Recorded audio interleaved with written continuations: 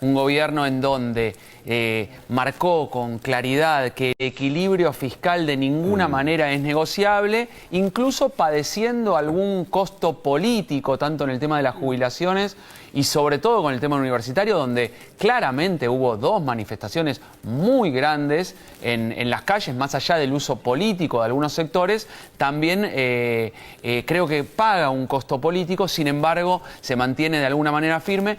Y no puedo dejar de marcar esto que me parece que es clave. El gobierno asume con una debilidad legislativa muy importante y sin embargo, más allá de los traspiés circunstanciales, está pudiendo transitar el ámbito legislativo con algunas circunstancias que me parece que son evidentes de cierta vulnerabilidad legislativa que hoy está por lo menos avanzando y transitándola. ¿Y cómo es que logra transitar por este contexto que parecía muy desafiante a nivel legislativo? ¿Cómo lo logra? Sí, yo creo que primero apalancado básicamente en la legitimidad de origen, diciendo, miren, aquí nos han votado para hacer cambios rotundos. Nosotros proponíamos en campaña realmente un cambio de paradigma porque Argentina así no podía seguir. De hecho, si nos ponemos a analizar la elección por la cual fue elegido el presidente Milei, creo que el 90% de los electores estaban de acuerdo con que Argentina necesitaba un cambio en cualquiera de las tres opciones que quedaron al final. Entonces me parece que eso es importante. La segunda cuestión es que hay una alta confianza todavía en la figura del presidente.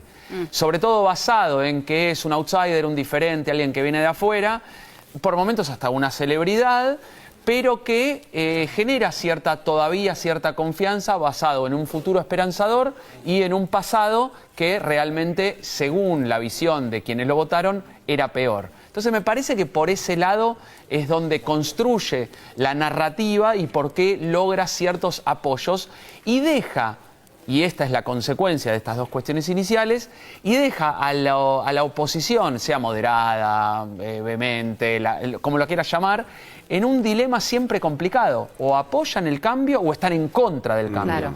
Y con su agresividad discursiva el presidente logra esa división tan tajante y tan difícil de solucionar, sobre todo para aquellos que quieren poner un reparo, el PRO y el radicalismo sobre todo, que dicen queremos acompañar, porque lo otro es peor, pero sin embargo queremos decir que hay algunas cosas, no diga nada, lugar. ¿Querés acompañar o no querés acompañar? Exacto. Bien, ¿y la imagen del presidente, Gabriel?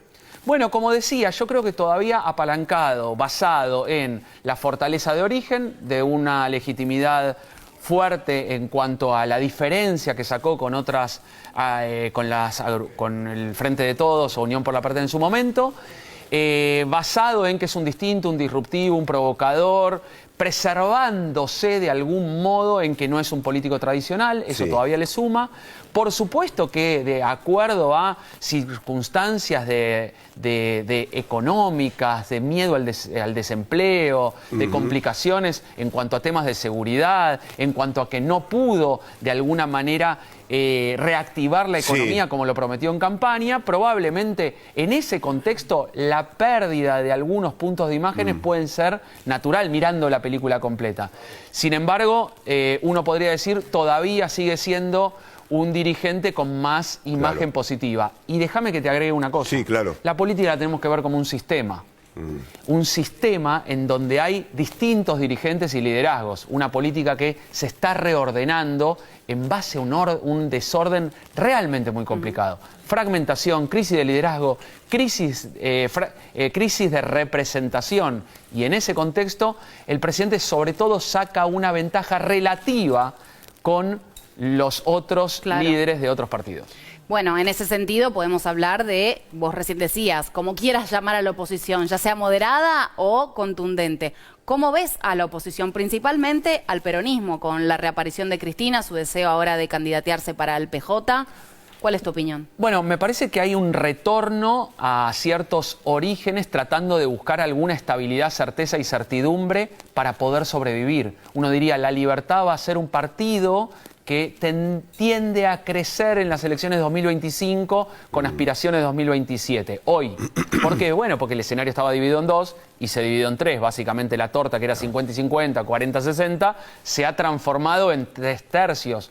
Como en algún momento marcó Cristina Fernández de Kirchner, mostrando de que esto iba a ser un escenario de alta complejidad. En esa alta complejidad hay incentivos y estímulos por todos lados en donde se atraen ciertos polos, y que la Libertad Avanza es un polo muy importante, sobre todo a nivel en el interior del país, y en ese sentido los partidos tradicionales, radicalismo, peronismo, el PRO, luchan más por sobrevivir que por ganar la elección y generar un espacio competitivo fuertemente para el 2025.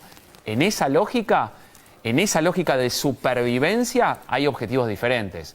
Pero hay uno que es muy claro tanto del kirchnerismo como del PRO de Mauricio Macri: conservar cierta identidad dentro de un mar absolutamente movedizo, de unas arenas movedizas muy complicadas. Bueno, vos fijate, este mar movedizo, bien describís vos, Gabriel, lo sucedido ayer en el Congreso, ¿no? Inclusive hoy la expresidenta habla sobre algunos diputados del Partido Justicialista con gobernadores del Partido Justicialista que terminan apoyando el veto, o por ausencias o por presencias votando a favor del veto.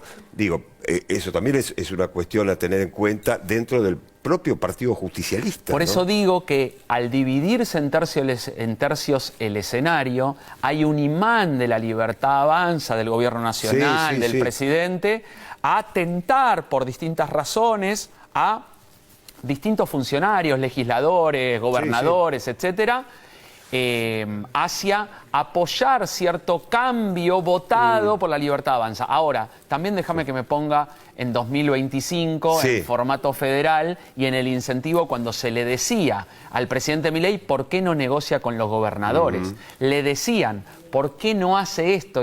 No sé si recuerdan que al comienzo hubo grandes problemas en la conflictividad. Él necesita, mostrándose outsider diferente, necesita primero confrontar, mostrar que no es uno más, que no es uno de ellos, y luego da la sensación de que tiene cierto pragmatismo de negociación.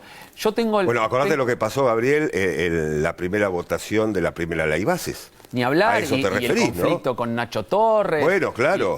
Hubo conflictos realmente complejos de desentrañar. Ahora, yo creo que ahí el gobierno tiene un dispositivo, que es: Milei va, confronta, se pelea, ataca, incluso insulta, y después de esa pelea de desgaste viene quizá un armado del gobierno, quizá en la cabeza de Francos, a negociar e intentar articular alguna cuestión que le sirva a todas las partes. Me parece que en el 2025 la Libertad Avanza tiene un gran dilema, que es: vamos a negociar con los gobernadores para estar presente en sus listas en una especie de fusión quizá no tan manifiesta, o vamos a competir contra los gobernadores dejando la posibilidad de que el peronismo, en un voto dividido del otro lado, quede en primer plano y ganando. Me parece que es un dilema de difícil solución. Gabriel, gracias por haber venido como siempre. Por favor, un placer. Bueno, seguimos hablando.